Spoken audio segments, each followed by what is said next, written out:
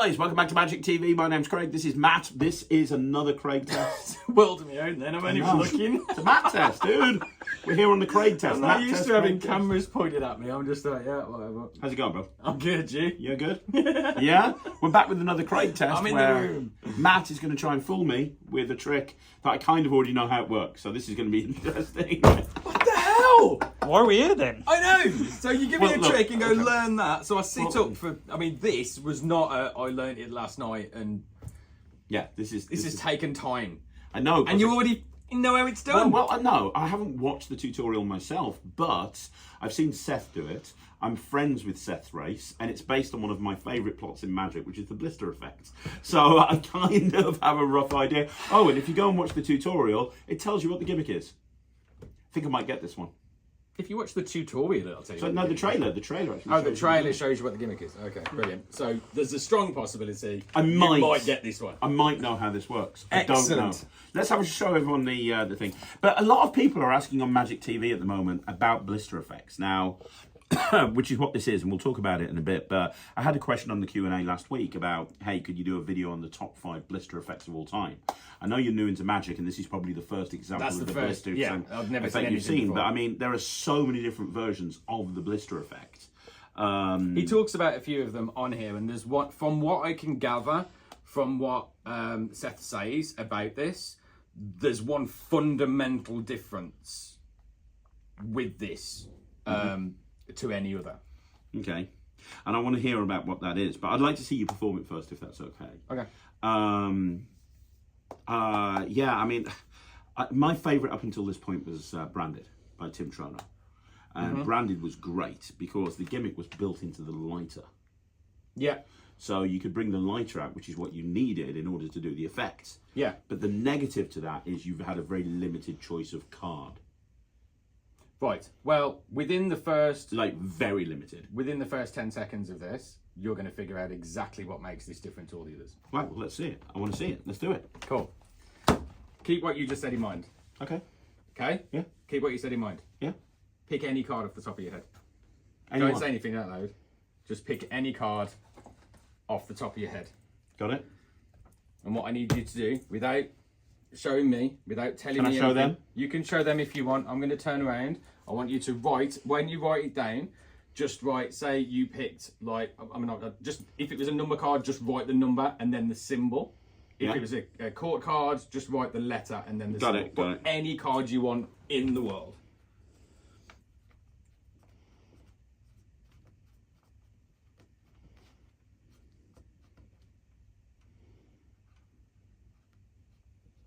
I'm not very good at doing symbols of playing cards. And don't look. How long does it take to write one number and a symbol? Not the best at symbols. I'm kidding. Looks more like a mushroom. Right, okay. Don't tell him that. Right, okay, I'm just going to pop that in there. In that perfectly ordinary wallet. Yeah. Okay. And then we're just going to pop that over there, and then it's sealed, it's out the way. Yes. Okay. So it would be very difficult for me to be able to just know a card Yeah. that you just picked in your head. Yeah. Like legendary status, Yeah. wouldn't you say? Yeah. If I could just know what that card was. This is impossible. That'd be great. This is the impossible ACAN, right? Yeah. So what I need you to do is visualize the card. Got it? But the way that I've been doing this recently and what's been working really well for me is if you visualize the card and then put... I've been learning a lot about this from various different people that kind of deal with energy and all that kind of stuff. And one thing that, you know, when you go to, like, there's energy healers, there's all different kinds of people, there's various different stuff that you can go to. Tarot readers, even those kind of guys, they all have candles around. And the reason that they have that around is because of the heat. So the heat is what it makes things easier to project. Yeah. I always thought it was because they hadn't paid their electricity bill. No. It's all for, a lot of it's for ambience, but also it is for, like, genuinely to help energy. Okay. So when I'm trying to read you in a set, bearing in mind, this is something that you've picked off the top of your head, you've written it down so you can show those, right? But this is something you just picked off the top of your head. Yes. If you think about that hard enough, just burn it into my brain. So I just need you to burn it directly into my brain. Just think of the heat, think of the fire, think of, you know, everything that you can think of. You're enjoying this too much. But just picture heat, picture red, picture fire, picture everything. Just burn it into my head. Are you challenging a cheer again? He's trying to. Okay, stop. What I'm going to do is, it's not going in, but... That's what she said. I know. But I could physically burn it into me. Was it the King of Spades? Holy shit. Yeah, it was. That's cool. Was it the King of Spades? It was the King of Spades. I don't know how well it's showing up on the camera, but it's Try clear to as day to try me. to get to focus, but your hands. Come back, Michael, all is forgiven. I know, yeah. But the King of your Spades phone? is literally blistering itself up onto my fingers. Oh yeah, I've got it now. That's really cool. Oh shit. That's very cool. That's great. You're welcome. So I know how it works because obviously I And know so the that gimmick. people aren't cheat, so you can, and then you can prove that they weren't, that you weren't cheating afterwards. Oh, he wrote Matt sucks. That's cute. I'm hilarious. What can I say? Although I'm not very good at spades. Apparently not. No, It's like a mushroom. It does look like a mushroom. Although it would help. I mean, that could have helped me massively by thinking, okay, what suit looks like a mushroom? But I mean, that didn't help. It didn't have anything to do with it. I know. Okay, so right, I want to know what you. First of all, that was a very impressive performance. Thanks. And I know you've never done the blister effect to real people. No. But when you do, it gets an insane reaction. Like when you burn your hand, anything. Michael J. Fitch told me once, anytime you can include fire in a trick makes the trick 20 times better immediately. Yeah, absolutely. But then not only have you got fire, but then you've got how people relate to blisters. Mm-hmm. They know what a blister is. They know what a blister is meant to look like. Then when you see a blister and it's in the shape of a playing card, it's like, forget about it. Yeah. Like, it's a really strong bit. And when I first started doing the blister effect, I'm like, why am I getting such a great reaction to this? Why is this more strong than like a card rising out the deck into my hand? It's like nowhere near as impressive. But I don't know why, but cerebrally, in people's heads, they really freak out over the blister effect. It's why, I think Jason Poulter was the first person to do the blister effect, but I might be wrong. But ever since, third degree burn, possibly, I don't know. But ever since that, like, there's been tons of different versions, some great, some not so great. There was a guy about a year ago I reviewed something, it was a guy called Jimmy Strange, and he had he had a version of the blister effect. It was terrible. But it was, he had somebody think of a celebrity, and the blister was a face of the celebrity, and it's just like, that's just gone a bit too far. Yeah, that's not creepy at all. But not going to get enough detail. You'd No, have to, it like, didn't. blister your forearm. I had a massive argument with Lloyd about it because Lloyd was like, this is the best trick ever. He was even on the tutorial. I'm like, dude, it's really not. It just looks like Mr. Blobby. Yeah, everyone's going to look like Winston Churchill, isn't they? Everyone. What's that? Is that? Look, you were thinking of Marilyn Monroe. I could really? just about make out an eye, maybe. Looks like a cross between a wart and herpes, to be honest. But that's what's so good about a playing card, because a playing card is very clear. Yeah. King of spades in that case. So I want to know your thoughts. I mean, the gimmick, we can talk about the gimmick if you want to, because Penguin have nicely put a picture of the gimmick on the actual trailer. Oh, so we can show the gimmick properly and talk about it? Yeah, if you want to, which we can't normally do in these. Yeah, well, I'll put it straight back in my pocket. Obviously, we're going to have Jacob Jr. telling me I'm exposing magic, but, you know, fuck that guy. Oh, I don't want to get involved in that. I don't want to be slagged off on the Magic Cafe. It's fine. It's in the trailer. If it's in the trailer, then that's cool. I didn't watch the trailer. I watched the tutorials quite in depth. I watched every second of that, but I didn't watch and I think the reason it's in the trailer is because, for me, the selling point of this, the problem is, right, you don't know much about the blister effect, but originally it was like a big ass gimmick that was in your pocket, and it had like loads of different indentations, and you would reach into your pocket and try and figure out in your pocket where to press. And you would do that in your pocket. Yeah. And then the reason branded, I like that so much, is the gimmick was on a lighter. But the problem is there were only like 3 or 4 cards that you could get. So you had to like really niche them down. Yeah. Well, this is literally any card in the deck. Which is amazing. I think for this sort of effect, that's what it needs to be. And the gimmick is literally just the cap of the pen, right? Yeah, it's the cap of the Sharpie. See, I don't know. If I hadn't have seen this tutorial. I think this might have fooled me. Very possibly. You think? Because I can't imagine how having it on a pen would help. Because I was kind of thinking, what would the motivation be to get the impression? Because but you did it really well there. You were like, you gave me the pen, you were still holding on to the thing. You then put this back in here and you were chatting for a bit, and as you were chatting, you were just talking, and it looked like nothing was going on. Obviously that's when you got the impression, and then that just went away as you got the lighter.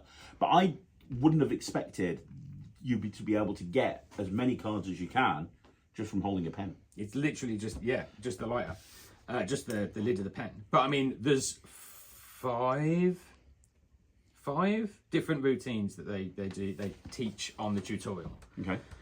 I watched them. Now, this is Penguin Magic. This is Seth Race. So they are far superior to me in every way, shape or form. But a couple of the routines that were on there didn't really make sense to me. There wasn't any reason for him to be, in at least two of them, I think, there wasn't any reason for him to be holding the pen. There's no reason for it to be there. So if you just randomly take a pen out and then don't use it throughout the whole routine, to me, that's drawing attention to the pen. Yeah. There's no reason for it to be there. Okay, You're not using it, which is why I used my wallet. Because then I've got it on a billet card, and there's a reason for me to have the pen and hand you the pen, and there's a reason for it to be here, it's in play. But all I'm getting you to do with it is draw something on a billet card, so it's taking the pen out of the equation. That's literally just serving a small purpose, and then I just don't put it away, because I'm faffing and fiddling and whatever. And then you've got a reason to have it there. To me, that makes sense. There's a couple of routines on the tutorial where having the pen in play didn't make sense. And there's another couple of things on there as well that I basically did this little bit of it. Most of it is what they obviously they teach. But the thing with the wallet and stuff, that isn't one of the routines that's on there. The thing with the billet card and, you know, doing what I said, that isn't actually one of the routines that's on there. I just put that together myself because it made more sense for me.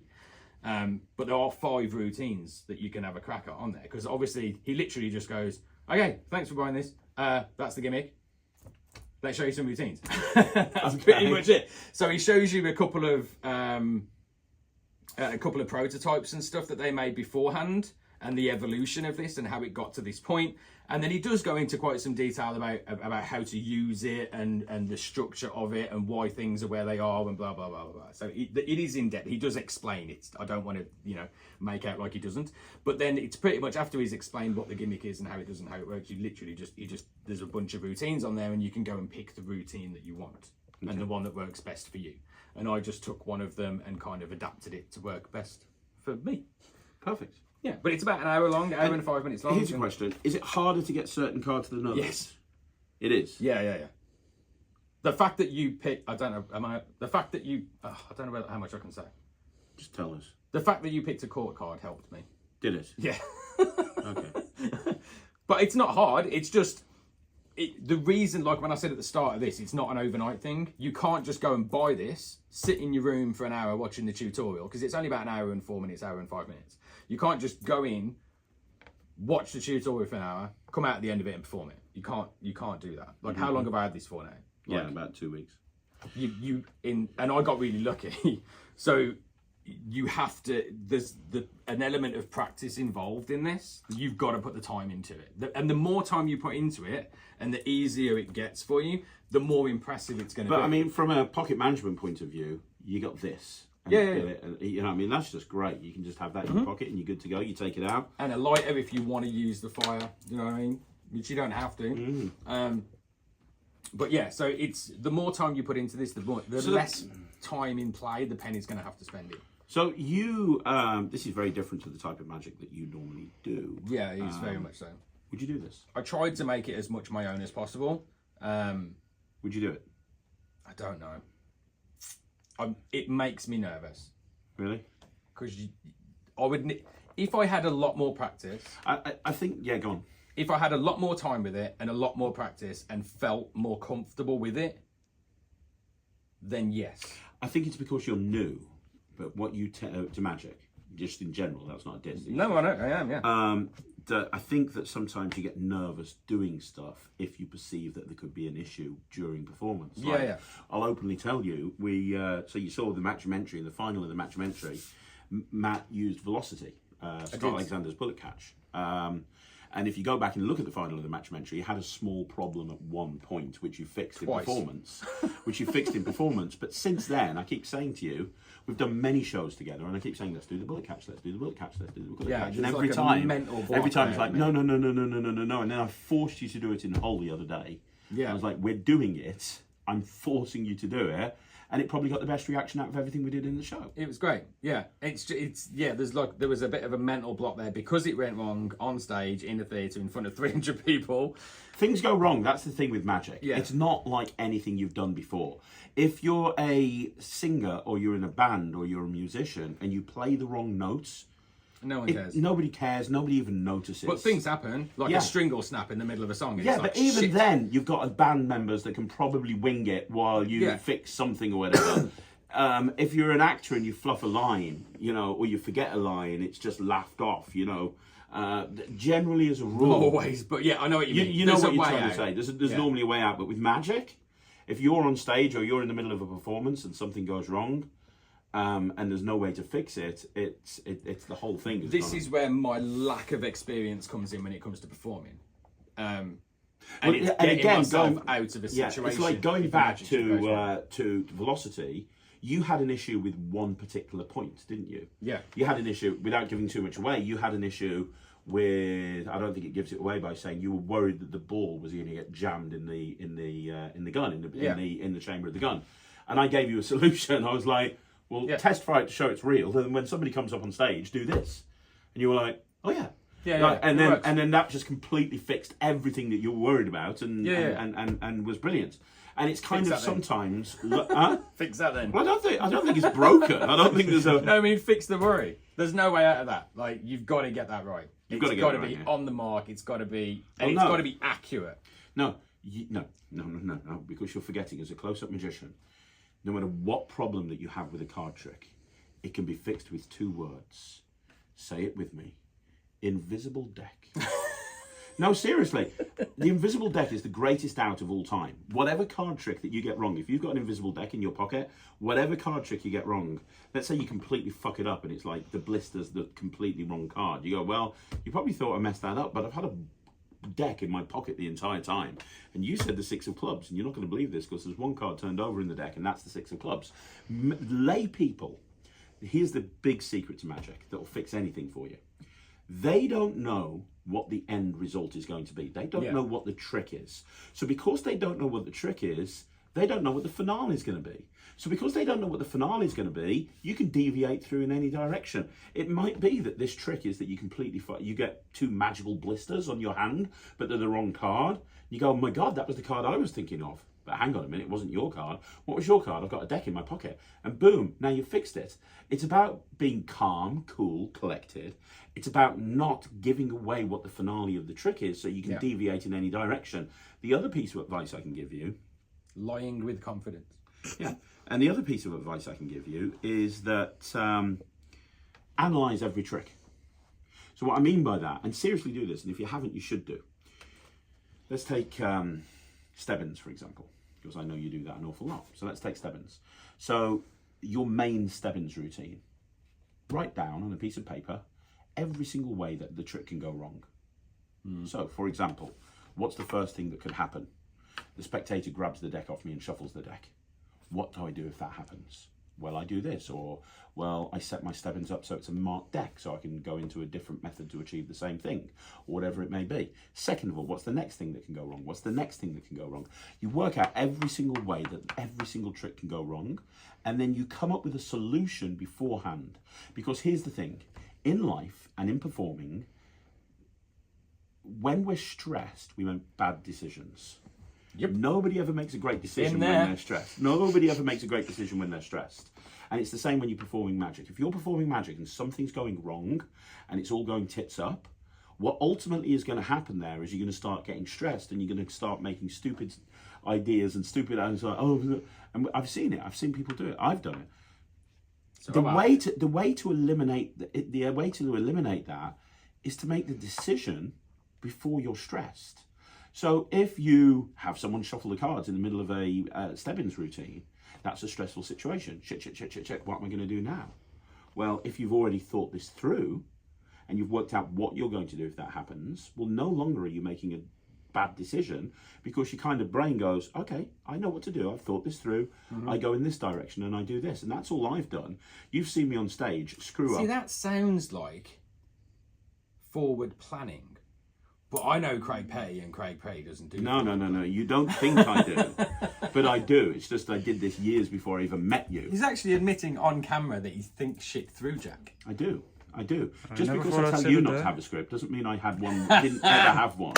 I've always Do what I say, not what I do. Exactly. But no, that's the biggest piece of advice I can give anybody. Think through how the trick's going to go wrong and then what you do with that trick in order to fix it. But that doesn't even help us with this. So, what are you giving it? I'm going to give this 95%. I love the blister effect. I love this method of getting the blister effect in play. I love the fact that it's just a Sharpie. I can put the lid on my chop, and I can do chop, and I can do this in one thing. Great chop, available from Penguin Magic or magictv.org. Got to be done.